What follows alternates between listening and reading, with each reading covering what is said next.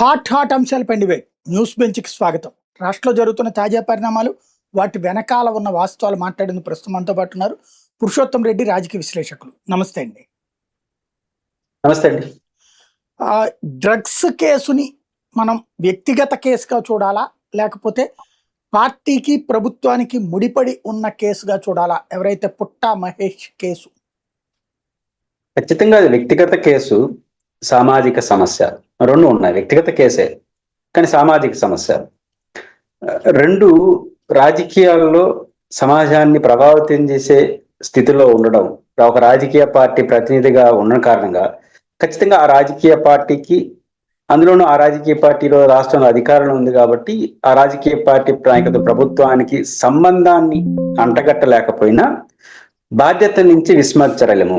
రెండిటికి సారూప్యత ఉంది. నేను చెప్పిన దాంట్లో బాధ్యతల్ని విస్మరించలేరు, సంబంధాలను అంటగట్టకపోవచ్చు. నేరుగా ఇది ప్రభుత్వానికో ప్రభుత్వ అధినేతకో సంబంధాలు అంటగట్టాల్సిన అవసరం లేదు. అది ప్రభుత్వం, ఆ ప్రభుత్వానికి నాయకత్వం ఇస్తున్న అధికార పార్టీ, ఆ పార్టీకి సంబంధించిన ప్రతినిధి, రాజకీయ నాయకుడు, సమాజాన్ని ప్రభావితం చేసే వ్యక్తి. డ్రగ్స్ వాడకూడదు, నిషేధం ఉన్నది. ఉదాహరణకు మద్యము, ఈ దందాలో, ఈ పబ్లో, వీటిలో కూడా నైతిక సమస్యలు వస్తాయి. కానీ ఇది నిషేధిత అంశం కదా. కాబట్టి ఈ అంశాలు కలగొలిపి ఉన్నాయి కాబట్టి ఖచ్చితంగా ప్రభుత్వ ఆ తరహా బాధ్యత ఉంటుంది. సమస్యను ప్రభుత్వంలోని పెద్దలు నెట్టలేము ఆ ఘటనని. కానీ ప్రభుత్వం యొక్క నైతిక బాధ్యత ఏముంది? ఒక ఎంపీ అలా తీసుకున్నాడు అంటే రెండు బాధ్యతలు. ఒకటి సొంత పార్టీ ఎంపీ కావడం, రెండోది అవి దొరుకుతున్నాయి కదా. ఈ రెండుటి ప్రభుత్వం రెస్పాన్సిబిలిటీ తీసుకోక తప్పదు.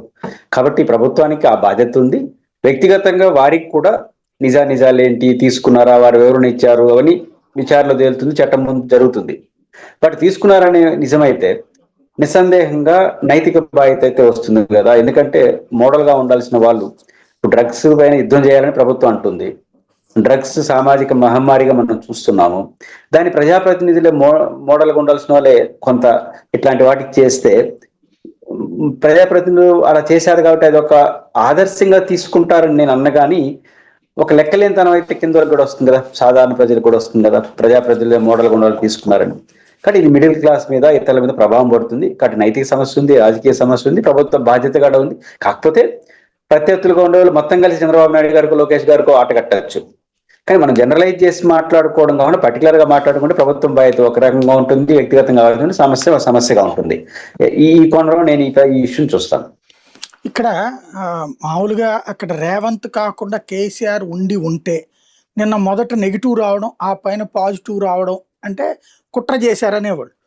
ఇప్పుడు రేవంత్ ఉన్నారు, ఆయన టీడీపీ అభిమాని, ప్లస్ టీడీపీని అక్కడ సపోర్ట్ చేసి కాంగ్రెస్ విజయంలో పాత్ర పోషించింది కాబట్టి ఆ పాయింట్ పక్కెళ్ళింది. కానీ ఇప్పుడు తెలుగుదేశం కేడర్ రైట్ చేస్తున్న పాయింట్, బీఆర్ఎస్కి సంబంధించినటువంటి నాయకుడు, బీఆర్ఎస్ అంటే యాంటీ టీడీపీ, మొన్న చంద్రబాబు అరెస్ట్ అప్పుడు దుర్మార్గంగా తిట్టిపోశారు మనల్ని, పని కూడా ఉద్యమం కూడా చేయనివ్వలేదు. అట్లాంటి బీఆర్ఎస్ వైసీపీకి మిత్ర పార్టీకి సంబంధించిన మాజీ ఎమ్మెల్యే, అట్లాగే కేసీఆర్కి సన్నిహితుడైనటువంటి వ్యక్తికి నీకు సంబంధం ఏంటి అన్నది వాళ్ళ సోషల్ మీడియా ప్రశ్నిస్తోంది. దాన్ని వాళ్ళ సంబంధాన్ని వ్యాపార కోణంలో చూడాలా, స్నేహం కోణంలో చూడాలా? సంబంధాలు ఎవరికైనా ఉండొచ్చు, వాటి యాక్షన్ అనేది ఇంపార్టెంట్ కదా. ఇప్పుడు బీఆర్ఎస్ తెలుగుదేశం పార్టీ, వైఎస్ఆర్ కాంగ్రెస్ వారి మిత్రపక్షం వాళ్ళే కట్టేస్తే అట్లా లేకపోతే కాంగ్రెస్ పార్టీ తెలుగుదేశం పార్టీ సహకరించిన దానికి ఆ రోజున్న పరిస్థితులు ఉండొచ్చు. ఉదాహరణ కాంగ్రెస్ పార్టీ రేవంత్ రెడ్డి గారు ఉన్నారు, బీఆర్ఎస్ పార్టీ కారణాలు ఏమైనా తెలుగుదేశం పార్టీకి వ్యతిరేకంగా మారిన పార్టీ. నేచురల్ గా కాంగ్రెస్ కొంత రేవంత్ రెడ్డి గారి నాయకత్వం తెలుగుదేశం పార్టీకి అనుకూలం అనేదానికన్నా జగన్మోహన్ రెడ్డి గారికి వీరికి కొంచెం భిన్నమైన వైఖరితో ఉండడం వల్ల జగన్ గారిని ప్రేమించే వాళ్ళు, అభిమానించే వాళ్ళు కొంత అటు మొగ్గు చూపు ఉండొచ్చు బీఆర్ఎస్. ఆ రకమైన అసోసియేషన్ ఇది ఒక అవగాహనతో కూడుకున్న మిత్రత్వం కాదు. కాంగ్రెస్ తో వచ్చినటువంటి ఒక సహజమైన వైరం, జగన్మోహన్ రెడ్డి గారిని అభిమానించే వాళ్ళకి అసలు బీఆర్ఎస్ వైపు మొగ్గు చూపు ఉండొచ్చు. అంత మాత్రాన వాళ్ళకి ఒక అధికారిక అవగాహన ఉందనే కాదు. కాబట్టి అధికారిక అవగాహన లేకుండా బీఆర్ఎస్ చేసిన ప్రతి పనిని వీళ్ళకి ఏం ఆపాదించలేరు కదా. అట్లే తెలుగుదేశం పార్టీ అభిమానులు బీఆర్ఎస్ పార్టీ అటు ఉంది కాబట్టి మనం రేవంత్ రెడ్డి గారు కొంత ఇక్కడి నుంచి వెళ్ళాడు కాబట్టి మనకు ఒక అండ దొరుకుతుందని వాళ్ళ శ్రేణులు ఓటేసినొచ్చు. ఇది ఆ రోజున్న పరిస్థితులు బట్టి ఉంటాయి తప్ప గుండు గుర్తుగా వీళ్ళకి అప్పగించారు. బీఆర్ఎస్ పార్టీకి సంబంధించిన ఈ ఇష్యూలో బీఆర్ఎస్ పార్టీ పాత్ర ఏంటి? పార్టీ పాత్ర నేను చూడలేను. ఆ వ్యక్తి తప్పు చేసినప్పుడు ఆ వ్యక్తిని వీళ్ళు ఎలా చూస్తారు, ఆ వ్యక్తిని ఆ పార్టీ ఎలా చూస్తుంది? ఫస్ట్ తమ పార్టీకి సంబంధించినటువంటి వ్యక్తి ఈ దీంట్లో ఉన్నారు కాబట్టి పార్టీ పరంగా వారిపైన వివరణ ఇవ్వడం, లేదా చర్య తీసుకోవడం, లేదా నైతిక బాధ్యత వహించడం, ఇవన్నీ చేసేసి ప్రత్యారోపణలు చేయొచ్చు. అలా కాకుండా దీనికి వాళ్ళ వెనకాల ఉన్నారు వీళ్ళ వెనకాల ఉన్నారు మాట్లాడి తప్పించుకున్నట్టు అవుతుంది తప్ప ఇంకోటి కాదు. రైట్. అంటే ఈ వ్యవహారం మొత్తం మీద డ్రగ్స్ వ్యవహారాన్ని చూసినప్పుడు వెంటనే యాక్షన్ తీసుకున్నారు వీళ్ళు. చంద్రబాబు గారు ఆయనకి షోకాజ్ నోటీస్ ఇవ్వమన్నారు, 5 రోజుల వివరణ కోరారు. అదే వైసీపీకి సంబంధించిన స్టూడెంట్ యూనియన్ లీడర్ని అరెస్ట్ చేసి జైల్లో కూడా పెడితే అతన్ని కాపాడుతా వచ్చింది ఆ పార్టీ. అదే మా నాయకుడు అయితే కనుక ఇట్లా బాధ్యతాయుతంగా ఉంటాడని చెప్తోంది తెలుగుదేశం. నేచర్ ఒక అవకాశం వచ్చినప్పుడు ఆ ఘటననే చూస్తారు. అన్ని సందర్భాల్లో అట్లే ప్రవర్తించారా తెలుగుదేశం వాళ్ళు? లేదు, కొన్ని సందర్భాలు అటు కొన్ని సందర్భాలు ఇటు ప్రదర్శించారు. వైఎస్ఆర్ కాంగ్రెస్ పార్టీ వాళ్ళు కొన్ని సందర్భాలు అటు కొన్ని సందర్భాలు ప్రదర్శించారు. ఈ ఘటన వరకు వచ్చినప్పుడు ఆ ప్రశ్న అడిగే హక్కు తెలుగుదేశానికి ఉంటుంది, సమాధానం చెప్పాల్సిన బాధ్యత వైసీపీది. కానీ వైసీపీని సార్వజనికంగా అందరినీ ఇట్లా చేసే పార్టీగా, తెలుగుదేశం పార్టీ తన విషయాలు వచ్చినప్పుడల్లా అందరినీ ఇట్లా చేసే పార్టీగా మనం చూడగలమా? అన్ని సందర్భాలు అట్లా ప్రవర్తిస్తున్నారా అనేది కూడా ఒకటి వస్తుంది కదా. కాబట్టి సార్వజనికంగా ఈ పార్టీ దీనికి ఒక మోడలు, లేదా ఈ పార్టీ దీనికి బాధ్యత అనే పార్టీని గుండు గుర్తుగా చేయాలి. ఎందుకంటే ఇష్యూస్ వచ్చినప్పుడు ఆ ఇష్యూ యొక్క ప్రయారిటీ, దాని యొక్క ఎక్స్పోజింగ్, ఇవన్నీ దృష్టిలో పెట్టుకొని కూడా పార్టీలు తగిన జాగ్రత్తలతో వ్యవహరిస్తుంటాయి.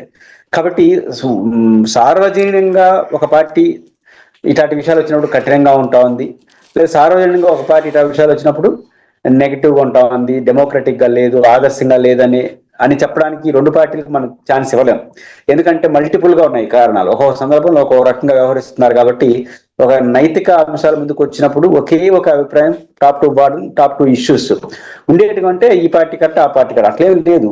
ఆ యొక్క విషయం యొక్క తీవ్రత, గ్రావిటీని దృష్టిలో రియాక్ట్ అవుతున్నాయి. కాబట్టి ఈ రెండు పార్టీలో దీనికి మీరు ఉదాహరణ, దానికి మీరు ఉదాహరణ అని చెప్పలేం. రైట్. వివేకానంద రెడ్డి గారి అమ్మాయి సునీత మరొకసారి పవర్ పాయింట్ ప్రజెంటేషన్ తెర ముందుకు వచ్చింది.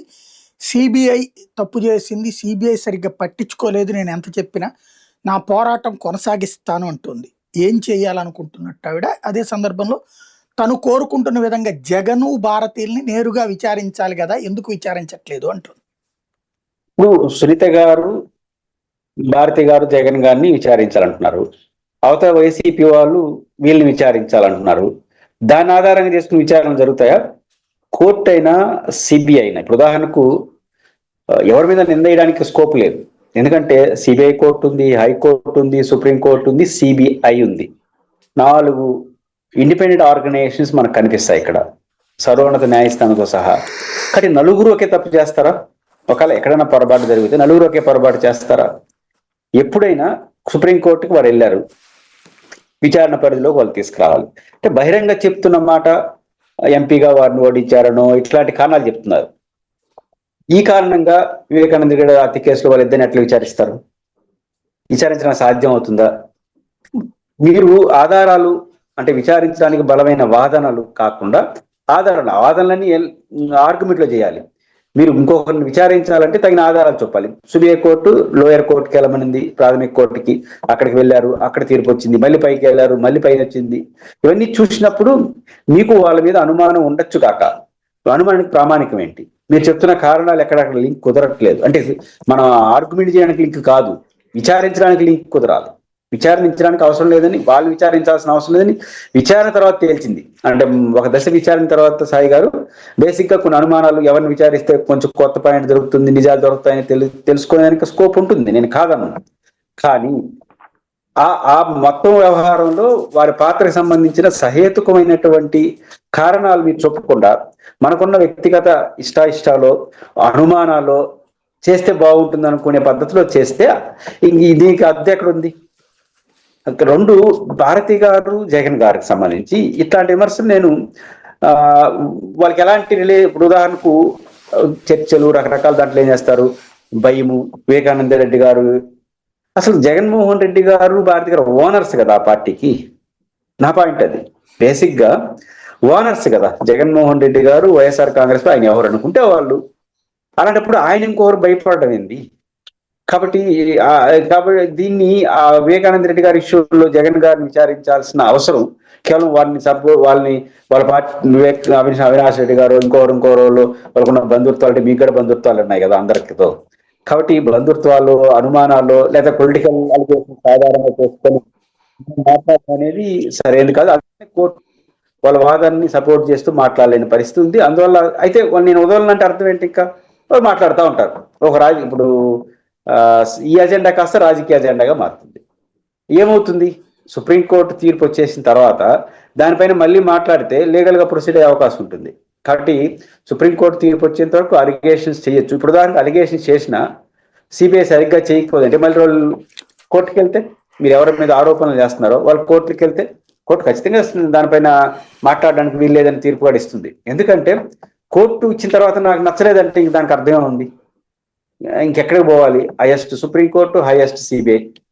కాబట్టి జగన్ గారి మీద ఏదైనా విమర్శించాలన్నా ఆయన ఏమన్నా ఈ రాష్ట్రంలో పౌరుడు దేశంలో లేడు. ఒకవేళ సిబిఐ ఇన్ఫ్లుయెన్స్ అవుతుంది అనుకోను, చేసినా కూడా చేయడానికి అవకాశం ఉందా? కాబట్టి జగన్ గారి పైన చేస్తున్నది మీరు వ్యక్తిగత దురుద్దేశాలు సదుద్దేశాలు నేను ఆపాదించను, కానీ ఇది మీరు ఒక అవగాహనతో ఏదో వాళ్ళకి విచారించాల్సిందే, లేకపోతే మీరు అనుమానం లేదా మీకు అంచనాతో మాట్లాడుతున్నారు. అనుమానం, అంచనా ప్రామాణికంగా విచారం జరగదు.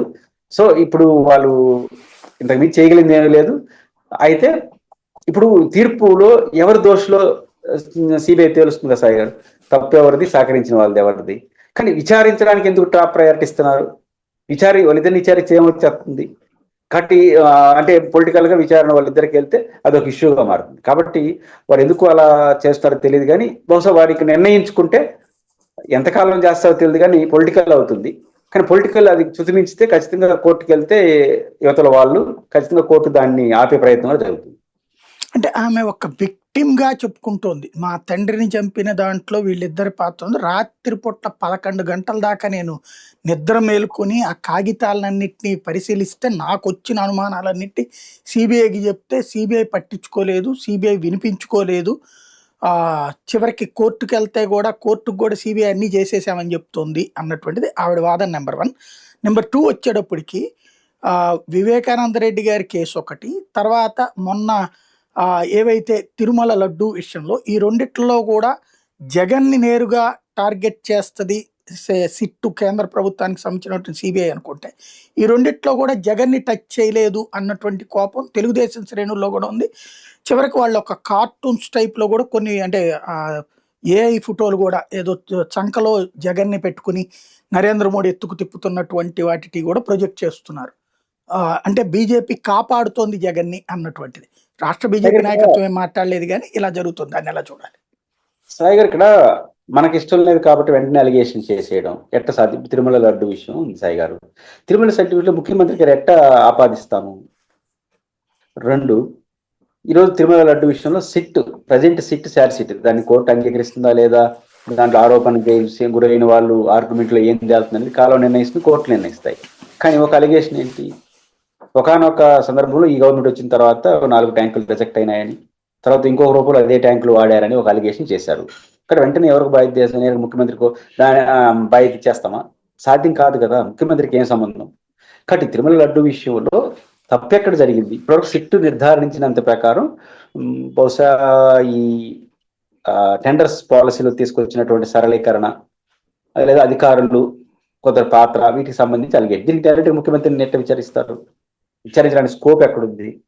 డైరెక్ట్ గా రాష్ట్ర ప్రభుత్వ పాలసీతో ముడిపడినటువంటి మద్యం కేసులోనే ఆనాడు ముఖ్యమంత్రి విచారించడానికి సాధ్యం కానప్పుడు, ఇక్కడ భయం కాదు, సాధ్యం కాదు అన్నప్పుడు, ఇప్పుడు సిరివెల్లట్లో ఆయన డైరెక్ట్ గా ముఖ్యమంత్రితో సంబంధం లేని వ్యవహారాలు అటానమస్ బాడీలు ఎట్లా విచారిస్తారు? ఒకవేళ కేంద్ర ప్రభుత్వం, నరేంద్ర మోడీ గారు, జగన్మోహన్ రెడ్డి గారు సమర్థించారని కాసేపు అనుకుందాం. మరి మీ పరిధిలో జరుగుతున్నట్టు సిట్ తిరుమల ఓకే, సిబిఐ పరిధిలో ఉంది. మన పరిధిలో కొన్ని ఉన్నాయి కదా, రాష్ట్ర ప్రభుత్వ పరిధిలో చేస్తున్నారు కదా. మద్యం కేసులో రాష్ట్ర ప్రభుత్వ పరిధే కదా సాయి గారు. మరి మీరెందుకు విచారణ చేయలేదు జగన్ గారిని? కేంద్రం ఓకే, జగన్ గారిని సంఖ్యలో పెట్టుకున్నారు, ఏది పెట్టుకున్నారు, నడుపుతున్నారు అంటున్నారు, గుడ్. మరి మీ పరిధిలో మీరు స్వచ్ఛంగా నడుపుతున్నటువంటి మద్యం కేసులో జగన్ గారిని విచారించడానికి ఏమైనా కేంద్రం వద్దంటుందా? కేంద్ర పర్మిషన్ కావాలన్నా? విచారించడానికి, అరెస్ట్ చేయడానికి కాదు. గవర్నర్ అనుమతి కూడా లేదు కదా విచారణ నోటీస్ ఇచ్చి విచారణ తీసుకోవడానికి. సో మీ పరిధిలో విచారించడానికి అవకాశం లేదన్నప్పుడు డైరెక్ట్ గా మద్యం కేసు అనేది ప్రభుత్వ పాలసీలతో ముడిపడిన అంశం. ప్రభుత్వ పాలతో ముడిపడిన మద్యం కేసు డైరెక్ట్ గా మీ చేతిలో సిబిఐ, మీ చేతిలో అంటే మీ పర్యవేక్షణలో ఉంది, ఇంకొకరు దాన్ని అధికాంశ చేయలేరు. సో ఆ విచారిస్తున్నటువంటి దాంట్లో ఎందుకని మీరు జగన్ గారికి నోటీస్ ఇవ్వలేకపోతున్నారు? మరి కేంద్ర ప్రభుత్వం పరిధిలో ఉన్న సిబిఐ నోటీస్ లేదంటే సంఖలో పెట్టుకున్నారని మాట్లాడితే మనకి ఇష్టం లేకపోతే సంఖలో చెక్కిచ్చేయడమేనా? కాబట్టి ఇది ఇష్టం లేనితనాన్ని ఏదో ఊహించి ఏదో జరిపేతనాన్ని డొల్లతనాన్ని కనిపిస్తుంది తప్ప ఇంకోటి కాదు. మొన్న 2 రోజుల పాటు కలెక్టర్ల కాన్ఫరెన్స్ నిర్వహించారు చంద్రబాబు గారు. తర్వాత కలెక్టర్లు వాళ్ళందరికీ నోవాటెల్ హోటల్లో కలుసుకుని గతంలో ఒక ఏబి వెంకటేశ్వరరావు అని వేధించారు అన్నటువంటి కారణంగా ఇప్పుడు యాక్షన్స్ జరిగినాయి.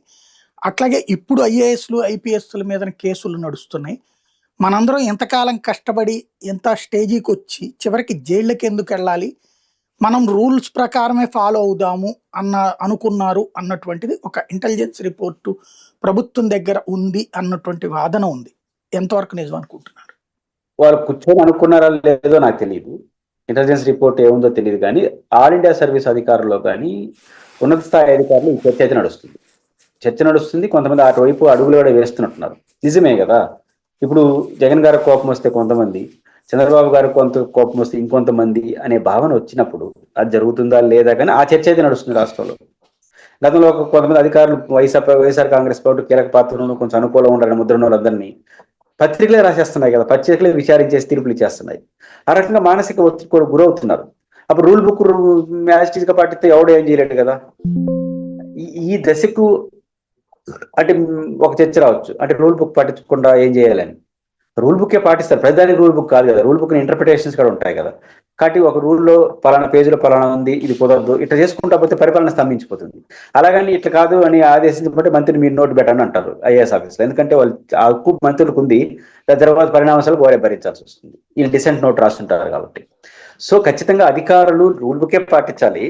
బట్ ఈ తరహా నిరసనతో కూడుకున్న రూల్ బుక్ అనేది మాట్లాడితే మాత్రం పరిపాలన స్తంభించిపోవడం, ప్రభుత్వ లక్ష్యాల ముందుకు, దీనికి పూర్తి స్వయంకరాపరాధం ప్రభుత్వాందే. ఎందుకంటే మీరు ఏం చేస్తున్నారు అధికారులు ఎందుకని చెప్పేది మాత్రం చాలా ఎక్కువ చేస్తున్నారు. వాళ్ళని కొట్టేస్తారు, వీళ్ళని కొట్టేస్తారు, వాళ్ళని అరెస్ట్ చేసేస్తారు. ఐఏఎస్ ఆఫీసర్ మీద రెగ్యులర్ గా చర్యలు ఇవన్నీ నడుస్తున్నాయి. కాబట్టి ఖచ్చితంగా ఈ మొత్తం వ్యవహారంలో ప్రభుత్వ అధికారుల్లో ఒత్తిడి ఉంది. ఎవరికి వాళ్ళు ఖచ్చితంగా మనం ఎవరితో మనకెందుకు పంచాయతీ, రూల్ బుక్ పాటించేసి రూల్స్ ఏది ఉంటుంది వాటి చేస్తే ఏదైతే అవుతుంది అనే భావన ఎక్కువ మంది అధికారుల్లోకి వచ్చినట్టుగా అర్థమవుతుంది. మరి కూర్చొని చర్చించి ఇచ్చారా లేకపోతే ఇంటెలిజెన్స్ రిపోర్ట్ ఉందా లేదా మనకు తెలియదు. కానీ అలాంటి చర్చ అయితే రాష్ట్రంలో అధికారులు, ఇది ప్రభుత్వానికి అంత మంచిది కాదు. ఒక బాబు గారికి సన్నిహితంగా ఉండే మీడియా లేదా తెలుగుదేశానికి సంబంధించి కరెక్ట్ లెక్కలు చెప్పేటటువంటి రాధాకృష్ణ గారి ఎడిటోరియల్ కాలంలో నిన్న ప్రస్తావించినటువంటిది ఆయన కొత్త పలుకులో, నితీష్ కుమార్ని ముందే మాట్లాడుకుని ఆయన వయసు అయిపోతుంది కాబట్టి ఆయన కూడా ఒప్పుకున్నాడు, బీజేపీకి అట్లా జరిగింది. అట్లాగే ఇక్కడ చంద్రబాబు నాయుడు గారు కూడా కేంద్ర రాజకీయాలకు వెళ్తారన్నారు, అట్లాగే లోకేష్ సీఎం అన్న ప్రచారం జరిగింది, కానీ అదేమీ లేదని తేలిపోయింది అన్నటువంటి వ్యాఖ్య చేశారు. అంటే లోకేష్ ఈ టర్మ్లో సీఎంగా ప్రమాణ స్వీకారం చెయ్యరు, చంద్రబాబు గారు రాజకీయం ఇక్కడ వదలడమో లేకపోతే పార్టీ వరకే టేకప్ చేయడమో లేకపోతే కేంద్రానికి వెళ్ళడమో చెయ్యరు అని సర్టిఫై చేసినట్టు అనుకోవాలా?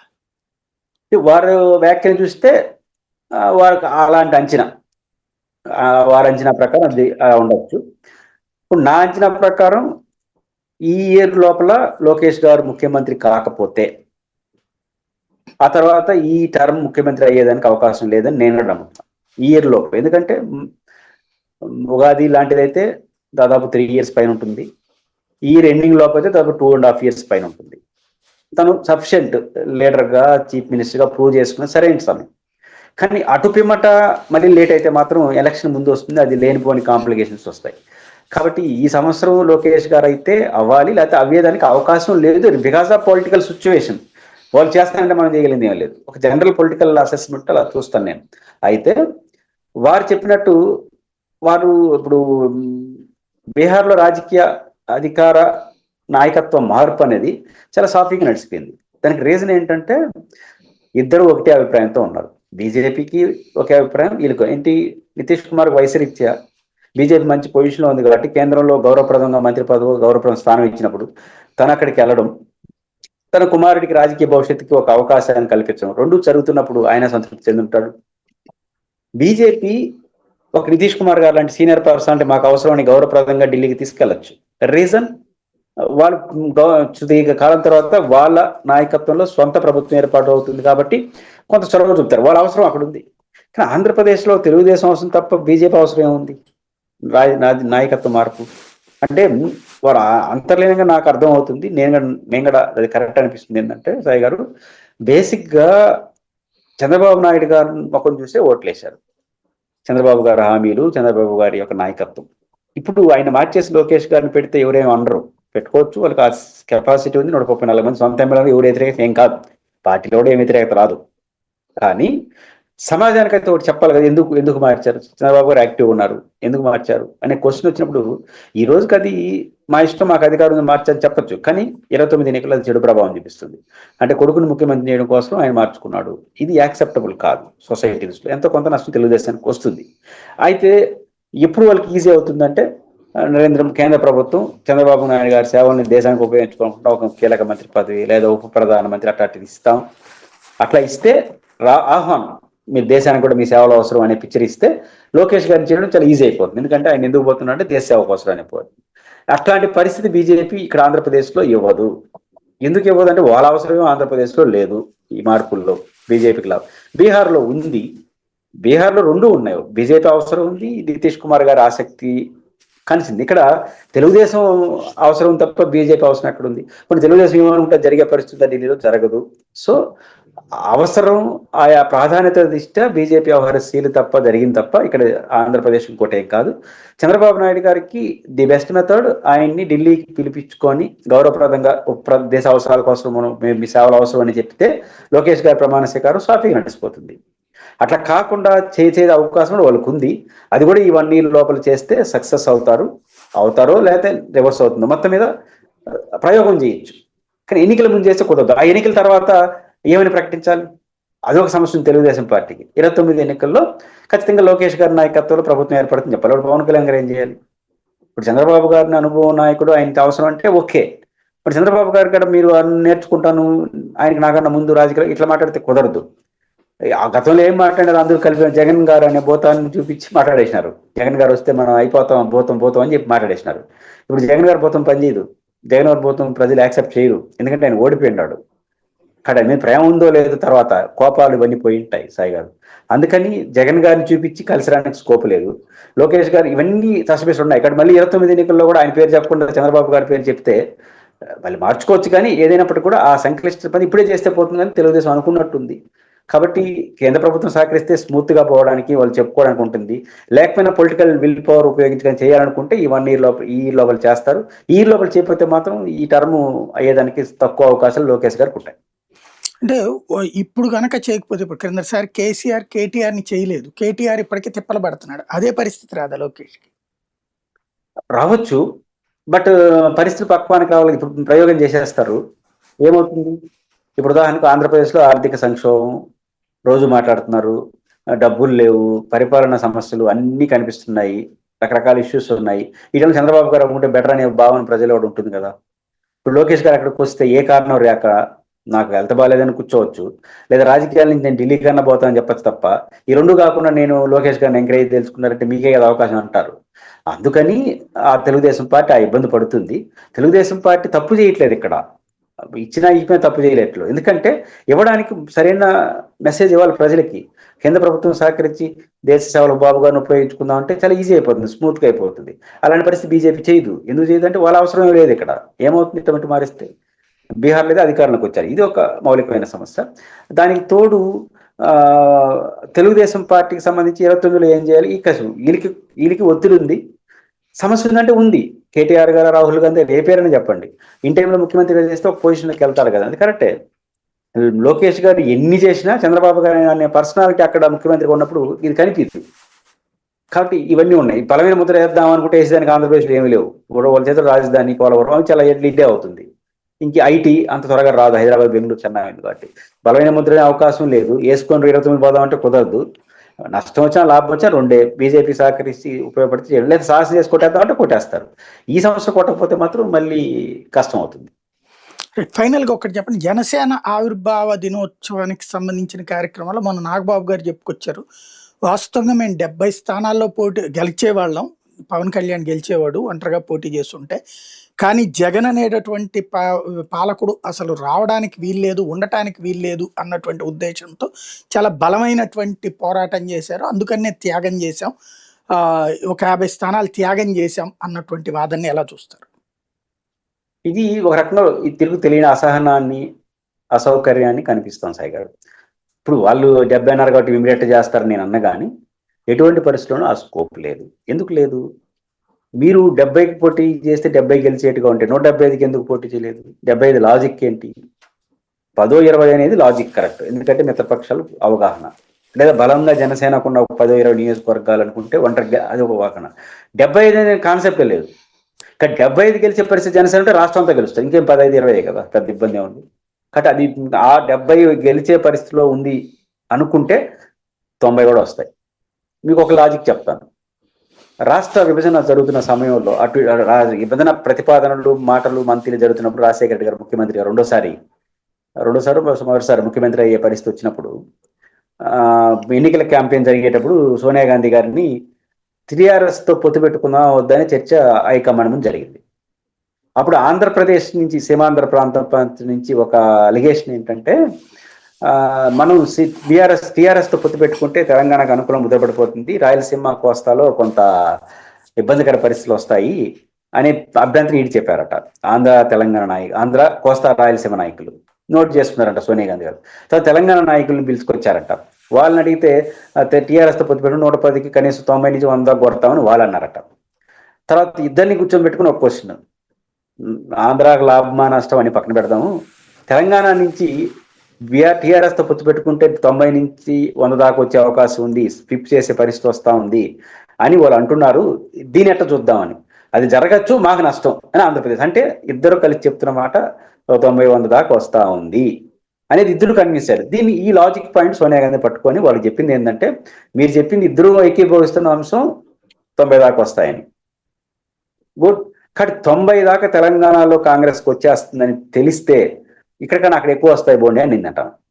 అంటే 90 వచ్చేస్తే ఇంకైనా 147 కదా, ఇంకో 57. కాబట్టి గెలిచిపోతుందనే భావన వచ్చేస్తుంది కదా. కాబట్టి గెలిచిపోతుందనే భావన ఒక సెక్టార్లో వస్తే మిగతా సెక్టార్ల మీద దాని ప్రభావం పడుతుంది. ఇది ఢిల్లీలో ఉన్న సోనియా గాంధీ గారు వేసిన అంచనా. ఇక్కడేమో పనిచేయాలి, వీళ్ళిద్దరితో మాట్లాడిన తర్వాత ఒక అంచనాకు వచ్చారు. మరి ఇక్కడే ఉన్నటువంటి జనసేన అంచనాలు లేవా?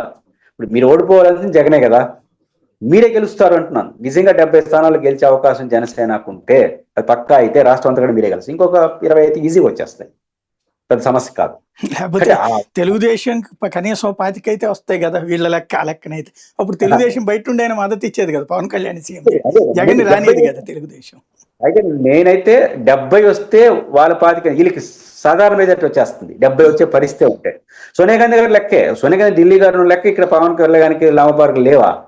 అవగాహన లేదనుకుంటామా? కానీ 70 లెక్క ఎందుకు అసహనాన్ని వ్యక్తం చేయడం తప్ప ఇంకోటి కాదు. వాళ్ళు గెలవరు అన్న ఖచ్చితంగా. ఈ ముగ్గురు పోటీ చేస్తుంటే తెలుగుదేశం జగన్ గారి మధ్య పోటీ ఉంటుంది, వీళ్ళ మధ్యలో నలిగిపోయింటారు, దాంట్లో సందేహం లేదు. వాళ్ళన్నా గెలవడానికి ఉపయోగపడతారు, వీళ్ళ మధ్యలో నలిగిపోయింటారు. అయితే మధ్యలో నలిగిపోయే అవకాశం క్లియర్గా 2019 కనపడలేదా? కానీ ఇక్కడ మార్పు ఏమొచ్చేసింది. కాబట్టి అది కరెక్ట్, అది వారు అంచనా రాంగు, ఏదో అసహనంతో చెప్తున్న మాట. జగన్ గారిని ఓడించడం కోసం అనేది ఇంకా అవసరం లేదు, మీరే వస్తారు, ఇద్దరు ఓడించేసి మీరే వచ్చేస్తారు కదా. కానీ 70 అనేది ఒక లాజిక్ లేని లెక్క. థ్యాంక్ యూ వెరీ మచ్ అండి. ఇది పరిస్థితి, రాష్ట్రంలో జరుగుతున్నటువంటి పరిణామాలు, వాటికి సంబంధించినటువంటి రెండవ కోణం.